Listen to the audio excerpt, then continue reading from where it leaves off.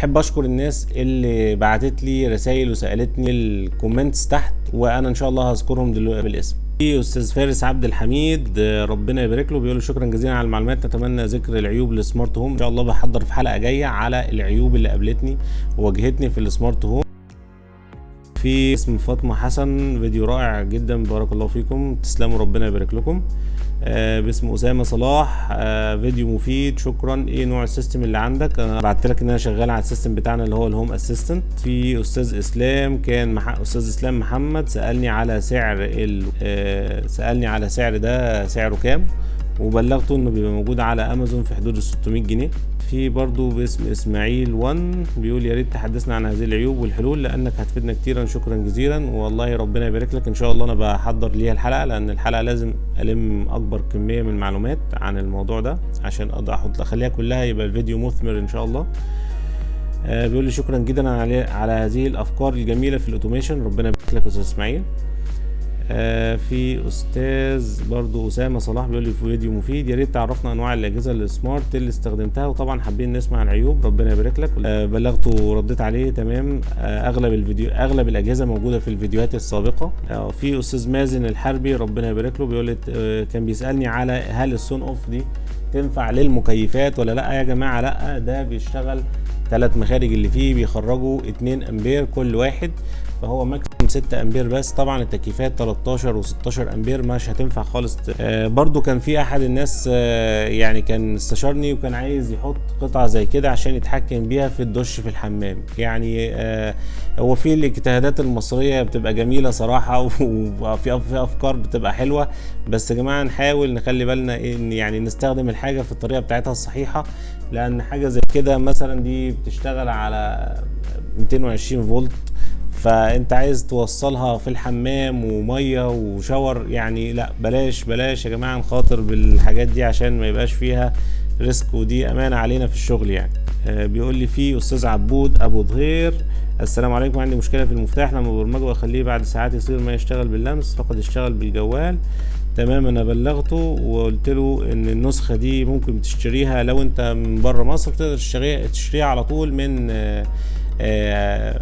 المواقع زي بنجود او من علي اكسبريس، وبتيجي مش محتاجه ان انت تحط لها مكثف او حاجه، ودي شغاله على طول، مجرد ما وصلتها اشتغلت على طول والدنيا تمام الحمد لله. ستار، يعطيك العافيه، انا من السعوديه وجالس ادور مفتاح مستطيل ماني محصل، يا ريت ترشدني على مكان بيع هذا الجهاز مع الشحن للسعوديه. قلت له طبعا غالي، ربنا يبارك لك، ممكن تطلبه من بنجود او على علي اكسبريس. على نصاب وهكر على اوليكس بيستغل اسم ارامكس، طبعا ده فيديو كان موجود هنا ان في ناس بتنصب باسم ارامكس، طبعا الفيديو موجود على القناه. بيقول لي مشكور يا باشا، انقذتني، ربنا يبارك لكم واسترها معانا ومعاكم يا رب ان شاء الله.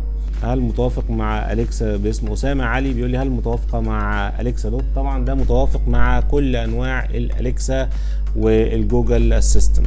طبعا هنا برضو في باسم بروف باتمان، اهلا بيك. بيقول لي السلام عليكم، شكرا جزيلا على الفيديو، هل المفتاح يعمل على 110 و220 فولت او هناك مفتاح لكل فولت؟ بص يا غالي، زي ما انا برضو وضحت لك، وطبعا انا بعيد تاني الاجابه علشان الناس تقدر تستفيد اكتر.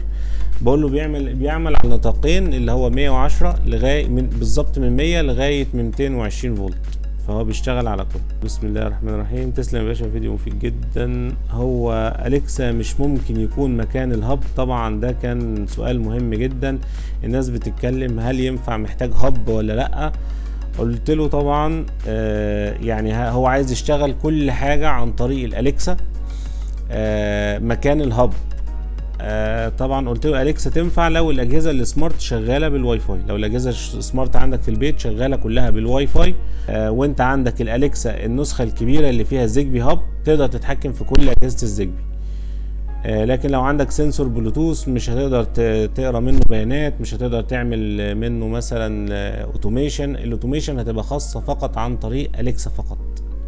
ولو الانترنت طبعا مش شغال فانت في الغالب مش هتقدر تتحكم في اي حاجه من الاوتوميشن اللي خاصه بالاليكسا. في بعض باسم محمد احمد كان قال لي ازاي نقدر نشتري الحاجات دي من مصر، اغلب الحاجات مش موجوده زي الفينجر بوت قلت له موجود الفينجر بوت على امازون مصر، في الجروب بتاع الفيسبوك في سلسله مقالات كده ورا بعض، قلت الحاجات دي الواحد يقدر يشتريها منين لو هو جوه مصر ولو هو بره مصر.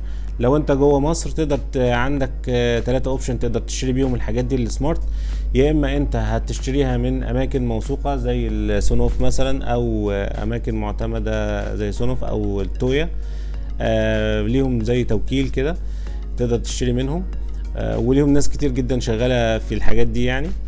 بالنسبه الاوبشن التاني، بعض طبعا الشركات مش موجوده في مصر، فانت بتقدر تشحنها مثلا لاي صديق في اي دوله خليجيه وهو نازل بيجيب لك الحاجات معاه وهو نازل، بتكون ارخص طبعا. الاوبشن التالت انك ممكن بتبقى مفعل بقى الامازون بتاع اليو اس اي مثلا، وبتطلب منه لانه بيفتح لك الامازون بتاع العالمي كله، وبتقدر تطلب منه وبيجي لك على مصر، بس برضو بيبقى فيه نسبة ايه، نسبة جمارك بتدفع، مبلغ يعني على الجمرك، بس طبعا امازون بتخلص لك الموضوع ده كله، ولو بتاخد منك فلوس الجمارك، ولو ليك باقي بترجعه لك.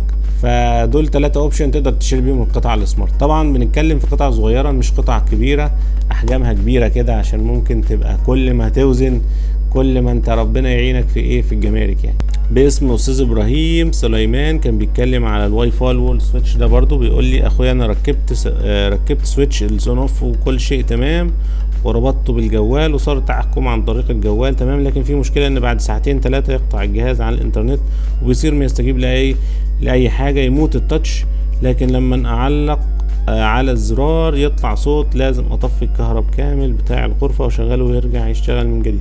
ايش الحل؟ في الغالب دي بتبقى ممكن في مشكله في القطع نفسها، فانت محتاج تعمل لها يا اما استعاده ضبط المصنع او تعمل لها ابجريد، لان طبعا كل القطع دي اما اشتريتها بقى بيقول لي محتاجه تتعمل لها ابجريد، والابجريد سهل خالص. انت من على الابلكيشن بتاع الاي لينك بتدخل على القطعه بيقول لك ان متوفر فيها ابجريد، بتدوس ابجريد، انت ما بتاخدش 3 دقايق وخلاص الدنيا تمام يعني.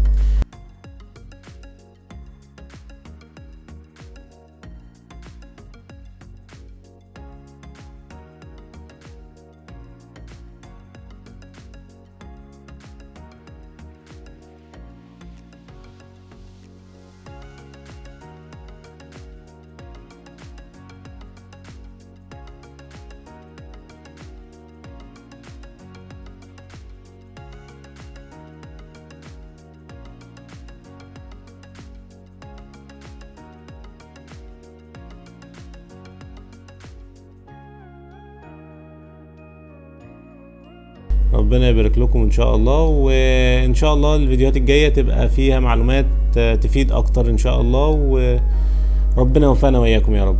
جزاكم الله كل خير، وان شاء الله نشوفكم في الحلقه الجايه ان شاء الله. سلام.